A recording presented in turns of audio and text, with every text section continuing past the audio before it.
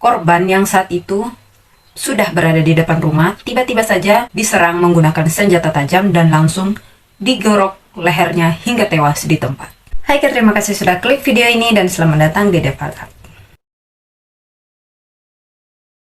Nah, hari ini saya bakalan mengajak kalian membahas suatu kasus yang ternyata belum selesai hingga 9 tahun lamanya.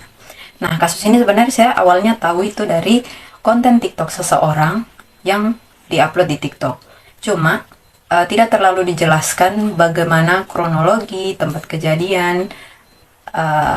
Yang jelasnya beliau hanya mengungkapkan bahwa ada kasus pembantaian yang terjadi di Namorambe pada tahun 2013 dan ternyata hingga saat kini di 2022 masih belum terungkap siapa pelakunya. Karena penasaran, saya mulailah untuk mencari kebenaran berita tersebut dan ternyata memang betul. Hingga saat ini tahun 2022 memang kasusnya belum terpecahkan karena saat saya mencari informasi juga di Google belum ada laporan bahwa kasus ini telah diselesaikan.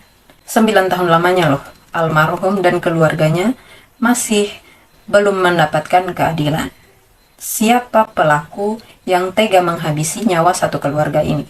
Kok bisa gitu? 9 tahun lamanya dia bebas melenggang tanpa rasa bersalah, bahkan ketangkep pun tidak. Polisi pun dapat bukti tidak. Jago kali loh. Nah, sekarang mari kita bahas kasusnya. Kasus pembantaian satu keluarga di Medan yang hingga saat ini masih menjadi misteri. Belum ada yang bisa mengungkap tabir gelap yang menyelimuti kematian korban. Tidak usahlah jauh-jauh kita membahas kasus-kasus kriminal di luar negeri. Mari bersama kita lihat dulu kasus kriminalitas di dalam negeri kita sendiri yang belum terungkap hingga 9 tahun lamanya. Mari sama-sama kita flashback ke masa lalu, kurang lebih 9 tahun yang lalu, tepatnya di hari Minggu 13 Mei 2013, satu keluarga beranggotakan 3 orang telah menjadi korban pembunuhan di Kabupaten Deli Serdang, Sumatera Utara. Lalu kira-kira apa motifnya? Tahan dulu, stay di video ini dan mari kita bahas satu persatu.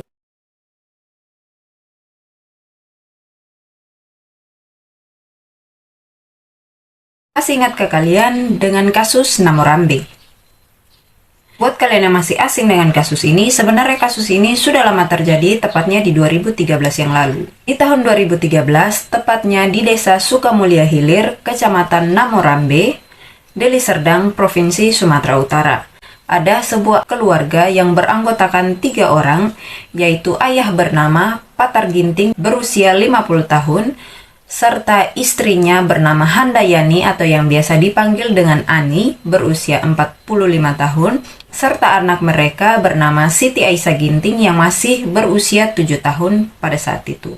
Mereka tewas dalam aksi pembantaian Namorambe di tahun 2013, tepatnya di subuh hari. Lalu, kira-kira apa penyebab mereka terbunuh di saat itu? Mungkinkah korban memiliki musuh? Atau korban sedang bertikai dengan seseorang sebelum kematiannya? Adakah unsur dendam atau rasa sakit hati di dalam kasus ini? Mari kita telusuri keseharian korban untuk melihat kemungkinan-kemungkinan yang ada. Warga sekitar tempat tinggal korban di Dusun 2, Desa Pondok Tengah Hilir, Namorambe, Deli Serdang, Sumatera Utara, mengenal almarhum dan keluarga sebagai keluarga yang harmonis dan juga baik, murah hati, serta rajin beramal. Selain itu juga, korban dan keluarga dikenal sangat ramah dan juga pandai bermasyarakat. Kegiatan hari-harinya sesekali juga korban mengurusi kebunnya yang hanya berjarak 10 meter dari rumahnya. Sehingga warga sekitar berkeyakinan bahwa kecil kemungkinan korban memiliki musuh atau orang yang sakit hati dengan korban, yang kemudian memicu tragedi pembunuhan brutal tersebut. Tapi balik lagi, wallahualam, semua masih menjadi misteri. Karena sebaik apapun kita, sesempurna apapun kita tetap akan terlihat salah di mata orang yang tidak menyukai kita. Sehari-harinya, almarhum Patar Ginting berprofesi sebagai tukang kusuk alias tukang pijat refleksi dan juga menjalankan usaha pengobatan alternatif. Sedangkan istrinya sehari-hari menjalankan usaha berjualan nasi di warung mereka. Almarhum Patar Ginting dikenal sebagai orang yang sangat murah hati karena setiap uang yang diterimanya dari pasien-pasiennya selalu dia masukkan ke kotak amal khusus yang ada di rumahnya. Dan uang tersebut kemudian sebagian dia sumbangkan. Semasa hidupnya, almarhum banyak dikunjungi tamu untuk sekedar berobat. Bahkan tidak sedikit tamu yang sengaja memberi sumbangan sukarela untuk beliau dan keluarga dalam rangka menghargai jasa-jasanya. Namun, siapa yang menyangka ajal menjemput almarhum dengan cara yang sadis dan juga mengenaskan. Tepatnya di pukul 4 dini hari, keluarga almarhum dibantai secara sadis dan keji. Cara yang dilakukan pelaku tergolong licik karena pelaku sengaja mematikan aliran listrik pada saklar meteran listrik yang berada di luar rumah. Menyadari lampu di dalam rumahnya sedang mati, almarhum Patar Ginting akhirnya keluar untuk mengecek meteran listrik. Ketika korban sudah berada di depan pintu rumah, saat itulah pelaku langsung menyerang korban dengan senjata tajam dan langsung menggorok leher korban hingga tewas di tempat. Setelah membunuh almarhum Patar Ginting dan mayatnya diletakkan di kursi teras, kemudian pelaku masuk ke dalam rumah lalu membantai anak dan istri korban. Istri korban ditemukan tergeletak bersimbah darah di kamar mandi rumah. Entah tragedi pembantaian terhadap istri korban ini memang dilakukan di kamar mandi atau dibantai di ruangan lain lalu dipindahkan ke kamar mandi oleh pelaku. Wallahualam, kasus ini masih terus diselidiki. Sementara anak sematawayang korban dibantai hingga tewas meregang nyawa di atas tempat tidurnya di dalam kamar. Dikutip dari Tribun Medan 2013, Kapolres Deli Serdang AKBP Diki Patrianegara menyatakan bahwa berdasarkan penyelidikan awal, kemungkinan pelaku lebih dari satu orang. Dan juga kasus ini masih dalam penyelidikan. Serta sudah ada 3 saksi yang sudah dimintai keterangan. Diki juga mengatakan dugaan sementara kasus ini merupakan kasus perampokan. Karena pelaku mengambil kotak sumbangan yang diduga berisi uang sekitar 5 juta rupiah yang disimpan di rumah korban. Kotak infak itu merupakan tempat donasi yang diberikan para tamu kepada almarhum atas jasa-jasanya sebagai tukang pijat. Kotak infak itu ditemukan sudah kosong, tak jauh jaraknya dari lokasi kejadian. Sejumlah perhiasan juga diduga diambil oleh pelaku, sebab kondisi lemari sudah acak-acakan. Untuk kepentingan penyelidikan kasus ini, polisi mengerahkan anjing pelacak dan juga tim Inafis. Sementara mayat korban dibawa ke Rumah Sakit Umum Pusat Haji Adam Malik, Medan untuk diotopsi. Dan dikembalikan kepada keluarga, kemudian dimakamkan di tepat di samping rumah mereka. Tidak ada satupun tersangka yang ditetapkan sebagai dalang pembunuhan dari keluarga Patra Ginting. Sepanjang penyelidikan kasus ini, tidak ditemukan satupun bukti yang bisa memberi petunjuk kepada kepolisian yang mengarahkan untuk ditetapkannya seorang tersangka. Hingga 6 tahun berlalu, kasus ini juga belum selesai. Tepatnya di tahun 2019, pihak keluarga korban menganggap kasus ini sepertinya tidak berjalan dengan baik karena sudah 6 tahun lamanya tidak kunjung ditetapkan seseorang yang bisa menjadi tersangka atas dalang pembunuhan keluarga korban. Tepatnya di tahun 2019, Saiful alias Gogon yang merupakan keluarga almarhum menilai kasus kematian keluarga kakaknya tidak ditangani dengan baik oleh Polres Deli Serdang dan akhirnya Gogon mengadu kepada Kapolda Deli Serdang. Dikutip dari tribunmedan.com, pihak Polres Deli Serdang AKP Ruzi Gusman tidak mempermasalahkan tindakan keluarga korban. Menurut Ruzi, mengadu adalah hak dari keluarga korban, karena hingga kini pihaknya juga masih terus melakukan proses penyelidikan. AKP Ruzi Gusman juga berpesan jika keluarga korban merasa ada bukti atau petunjuk baru yang diperkirakan bisa membuat kasus ini menjadi lebih terang, diharapkan untuk mengonfirmasikannya kepada pihak kepolisian, sehingga polisi bisa mengungkap dan menangkap pelakunya. Pihak keluarga korban sebenarnya telah mencurigai salah seorang yang kemungkinan sebagai dalang pembunuhan tersebut, yaitu sepupu dari korban yang berinisial PG. Yang dulunya, sebelum tragedi pembantaian tersebut terjadi, PG juga tinggal di desa yang sama dengan korban. Namun, setelah pembantaian itu terjadi, dengan mendadak, PG dan juga keluarganya menghilang. Dan terakhir dilaporkan pindah ke Bali. PG bekerja di sebuah hotel menjadi supir. Keterangan ini didapatkan dari salah seorang kades yang saat itu tengah melakukan studi banding di Bali. Beliau sempat melihat PG dan keluarganya ternyata telah tinggal menetap di Bali usai kejadian pembantaian tersebut. Lebih anehnya lagi, saksi berinisial PG ini rela meninggalkan kebun sawitnya seluas 4 hektar dan tidak pernah kembali untuk mengurusi kebunnya hingga sekarang demi pindah ke Bali dan membawa anak juga istrinya. Kenapa mesti pindah di Bali? Dan juga kenapa mesti meninggalkan harta benda mereka begitu saja? Semenjanjikan itukah Bali sampai harta benda di kampung ditinggalkan? Atau hanya bagian dari upaya menghilangkan jejak? Kenapa setelah kejadian baru pindah ke Bali? Kenapa sebelum kejadian tidak pindah? Atau minimal setelah beberapa waktu lah setelah kejadian, barulah pindah kalau memang tidak ada apa-apa. Sebelumnya, Gogon sempat mengucapkan kalau sampai sekarang, dia dan keluarga besarnya masih penasaran dengan pelaku pembunuhan keluarga kakaknya ini. Saya rasa bukan cuma Gogon dan keluarga saya yang penasaran, tapi seluruh warga Indonesia pun masih penasaran siapa pelaku yang tega membantai keluarga almarhum. Bahkan seorang anak kecil yang tidak tahu apa-apa, baru berumur 7 tahun, dan mungkin saat itu dia pun sedang tertidur. Upaya maksimal sudah dilakukan untuk mengumpulkan bukti dan juga saksi-saksi untuk mengungkap kasus ini, dan juga menangkap siapa pelakunya. Namun, hingga saat ini belum ada petunjuk. Polisi sudah menetapkan PG menjadi saksi dan sudah melayangkan surat panggilan ke alamat yang bersangkutan di Bali. Kan tetapi yang bersangkutan tidak pernah datang.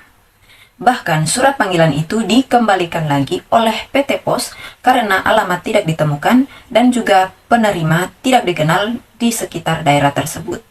Gogon sang adik ipar korban mengatakan sudah berulang kali ganti Kapolda, Kapolres Deli Serdang dan juga Kapolsek Namorambe.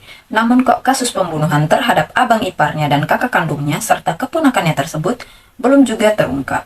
Bahkan belum juga bisa menemukan siapa pelakunya.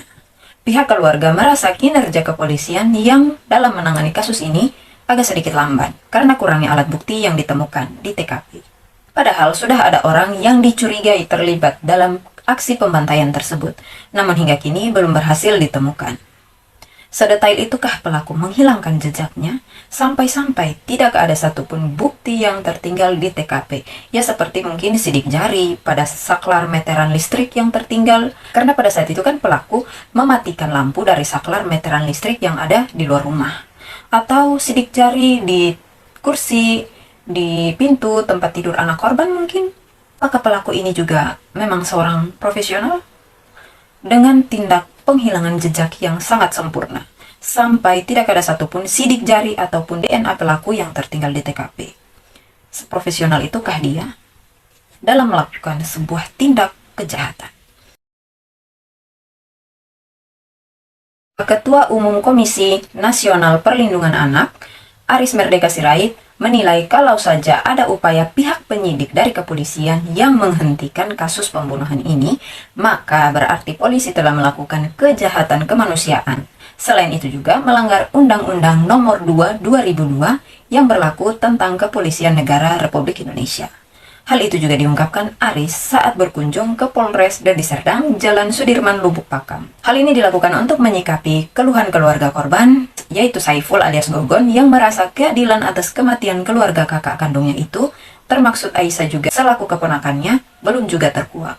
Aris yang turut didampingi Ketua Lembaga Perlindungan Anak Kabupaten Deli Serdang saat itu Junaidi Malik menegaskan bahwa menghentikan kasus kematian Aisyah yang menjadi korban pembantaian sadis itu merupakan suatu bentuk kejahatan kemanusiaan yang nyata. Kalau itu dilakukan, maka polisi sebagai penegak hukum telah merampas hak anak untuk mendapatkan keadilan yang selayaknya. Ya meskipun korban sudah meninggal dunia dan juga sudah tidak bernyawa lagi, masih saja tidak merasakan keadilan di dunia. Makanya, keadilan atas kejadian ini harus ditegakkan dan segera diungkap. Karena pembiaran sama artinya dengan kejahatan kemanusiaan. Tidak ada alasan untuk tidak meneruskan perkara ini. Komnas Perlindungan Anak selalu mendorong siapapun, apalagi penegak hukum, untuk memproses supaya perkara itu terang benderang. Karena itu sudah menjadi tugas polisi, meskipun tidak mengartikan pihak penyidik Polri tidak punya keinginan untuk mengungkap kasus tewasnya Aisyah ini, beserta kedua orang tuanya. Terduga tersangka sebenarnya sudah diketahui, namun belum ditangkap, karena mungkin dalam perspektif kepolisian bukti yang dikumpulkan masih belum cukup. Nah, karena inilah kemudian banyak teori-teori yang bermunculan bahwa terduga tersangka punya orang kuat yang menjadi backing di dalam kasus ini, hingga prosesnya sangat lamban dan juga sulit untuk diungkap. Namun isu adanya orang kuat yang menjadi backing tersangka pelaku di balik lambannya pengungkapan kasus ini menurut Aris, yaitu hal yang tidak masuk akal. Kalaupun benar itu yang menyebabkan polisi tidak berani mengungkapnya, maka akan menimbulkan keresahan bagi masyarakat, karena polisi itu adalah satu-satunya institusi yang diamanahkan negara untuk menangani hal seperti ini. Karena itulah Aris juga mendesak kepolisian untuk menjelaskan kepada publik terkait perkembangan penyidikan kasus ini, agar tidak menimbulkan keresahan di tengah-tengah masyarakat yang tentunya berharap polisi bisa memberikan keadilan terhadap mereka. Aris juga menegaskan kalau tidak bersalah ya diterangkan, agar tidak menggiring opini masyarakat lebih jauh lagi bergulir bak bola liar. Tapi kalau ada petunjuk segera diungkap dan juga pelakunya dihukum yang setimpal. Saiful alias Gogon sebagai paman dari korban bernama Aisyah, dia dan keluarga mengaku sudah putus asa dengan kasus ini untuk dapat terungkap. Mengingat sudah 9 tahun lamanya, tidak juga menemukan titik terang. Kasus tragis yang menimpa keponakannya dan juga kakak kandungnya, Handayani, serta suaminya Patar Ginting itu seperti hilang di telan bumi. Padahal pihaknya sudah berulang kali datang ke Polres Deli Serdang yang sudah beberapa kali ganti pejabat Kapolres. Mulai saat itu dijabat oleh AKBP Ricky Patrianegara, lalu AKBP MRD Variadi, AKBP Robert Dacosta, AKBP Edi Suryanta Tarogan. Sering Gogon bolak-balik, tetapi hasilnya masih saya tetap nihil. Saiful tetap berharap kasus ini bisa segera terungkap dan juga pelaku pembunuhan sadis itu segera ditangkap dan juga dihukum demi rasa keadilan keluarga besarnya yang hingga kini masih merasa keadilan itu sama sekali belum mereka terima. Kriminolog Sumatera Utara Nur Saryani Sumatupang menilai pelaku pembunuhan mengalami cacat moral. Pasalnya, pelaku sanggup menghabisi satu keluarga yang terdiri dari ayah, ibu, dan juga seorang anak di bawah umur. Sebiadab apapun sikap seorang penjahat, mustahil bisa melakukan hal yang keji seperti itu jika memang masih memiliki jiwa yang baik. Menurut Nur Saryani, motif kejadian ini bisa mengarah kepada penghilangan jejak atau balas dendam. Namun hal itu masih membutuhkan bukti yang lebih dalam lagi oleh pihak kepolisian. Jika terbukti motifnya mengarah kepada pembunuhan berencana, maka dipastikan hukuman yang akan diterima oleh pelaku nantinya adalah hukuman mati atau paling rendah hukuman 20 tahun penjara. Jika mengarah pada pasal 340 KUHP, maka hukumannya adalah hukuman mati. Jika hanya mengarah pada pasal 338 KUHP atau tidak dengan sengaja, hukuman yang dijatuhkan kepada para pelaku hanyalah 15 tahun penjara. Kuat dugaan para pelaku sebenarnya mengenal korban, sehingga tidak satupun alat bukti untuk membunuh Patar Ginting beserta anak dan istrinya tertinggal di lokasi kejadian. Jadi mungkin saja hal ini dilakukan oleh orang terdekat. Hingga sampai saat ini, 9 tahun lamanya, kasus ini masih saja menjadi misteri dan belum berhasil untuk dipecahkan. Siapa pelaku yang keji telah membantai satu keluarga itu?